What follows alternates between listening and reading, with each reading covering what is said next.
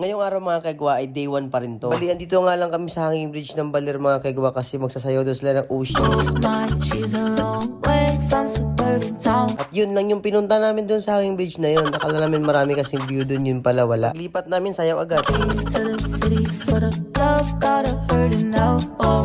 Katapos naman namin sumayaw doon, umalis na rin kami agad kasi naghahanap pa kami ng pwedeng puntahan. Gusto na naman daw nila puntahan yung Little Siargao dito sa Baler. Pinaghandaan kasi nila tong Baler na to. May itinerary pa sila dito. Kaya alam na alam talaga nila pagkakasunod-sunod kung saan pupunta. Kaya andito na nga kami sa Little Siargao na sinasabi nila. Kaya pagdating namin dito, wala na kaming ibang ginawa kundi alam nyo na, sasayaw na.